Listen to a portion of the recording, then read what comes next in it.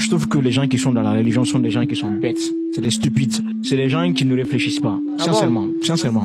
Imagine, on te dit que l'islam a pénétré l'Afrique par le voie du sang, des viols. Ta grand-mère, on l'a violée pour que ses enfants soient dans la religion. On a pris ton père pour l'envoyer travailler là-bas.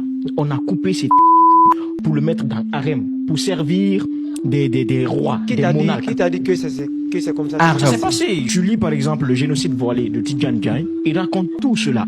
La plus grande souffrance, le plus grand crime de l'histoire de l'humanité, c'est l'islam qui l'a causé en Afrique. Beaucoup de Noirs ont été déportés, des enfants ont été déportés en Turquie, en Arabie Saoudite. Tout ça pour servir d'esclaves aux Arabes. L'empire du Ghana que tu vois là, on nous a appris à l'école que c'est des Almoravides qui ont détruit l'empire là. C'est des Arabes qui étaient venus pour tuer. Donc toi tu sais tout ça. Et tu continues à te lever, à aller à la Mecque, tu prends un caillou, tu jettes sur un mur là-bas. Après ça, les gens ils le savent pas forcément, tu vois, des choses pareilles. Parce qu'en fait les gens, ils se posent pas, déjà le problème en fait avec l'islam, c'est que on te permet même pas de penser en fait. On te permet pas de te questionner. Dès que tu commences à poser certaines questions, on te dit ah non. Tu vois, ne pose pas trop de questions. Qu'est-ce qui t'a dérangé dans l'islam jusqu'à ce que tu l'abandonnes? C'est l'islam lui-même, frère. Les principes, les textes religieux, tout ce qui est raconté dedans sont des balivernes, c'est de la stupidité. Moi, ce qui m'énerve le plus quand je lis le texte coranique ou bien son applicabilité, on dit souvent par exemple dans le texte, on demande aux femmes d'être pudiques. Mais pour que les femmes soient pudiques par exemple, on leur demande de porter le tchador, vêtement culturel arabe.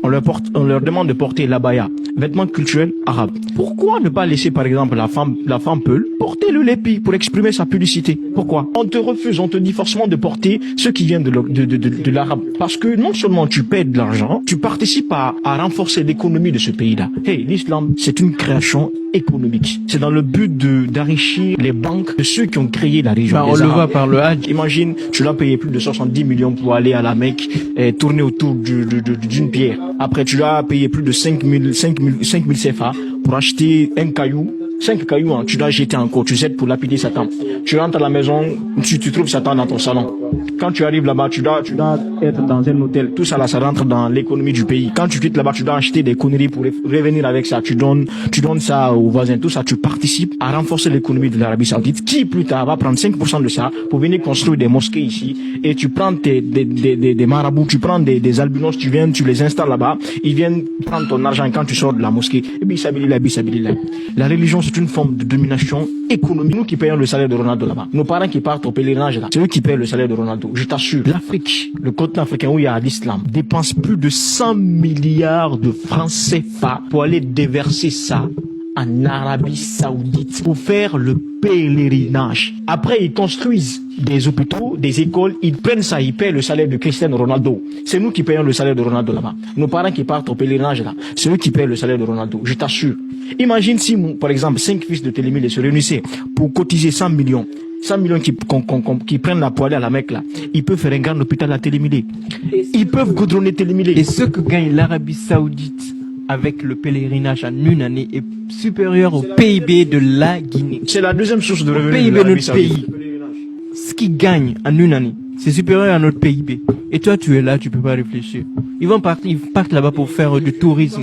Des preuves, c'est Gordian qui le raconte. Le journal, c'est les statistiques. C'est des faits, champion. Le grand problème de l'Afrique contemporaine, c'est la religion. Le jour où la Kaaba sera déplacée pour envoyer en Guinée ici, je vais aller faire le pèlerinage. Tant que c'est là-bas, je pars pas. Je vais pas prendre 70 millions, 80 millions pour l'injecter dans le PIB de l'Arabie Saoudite. Je préfère prendre ça, aller goudronner Télémile, mon village. Je préfère faire ça. Tant mieux pour ceux-là qui trouvent dans la religion une sorte d'apaisement. Mais tant qu'il y a des gens comme moi qui existent, je vais toujours continuer à leur dire que ce qu'ils font là, c'est faux, c'est le mensonge, c'est l'égarement total. Moi, je suis sur le droit chemin, c'est Dieu qui me parle. Je suis sûr et certain que c'est Dieu qui me parle. Pas votre Dieu là, Allah, Jésus, Jéhovah là, non. J'ai dit que les gens, surtout les Africains, nous, qui croient aux religions là, nous sommes bêtes, nous sommes stupides.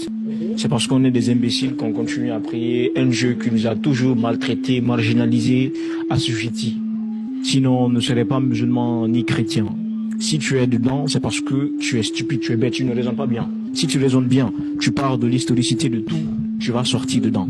Parce que l'islam n'est pas là pour te favoriser. On peut pas me dire qu'une religion, qu'un livre, un texte sacré, il est universel, il traverse les générations, il a été envoyé pour l'humanité qui évolue depuis des milliers d'années, que c'est un contexte. Si, alors dans ce Dieu, il est faux.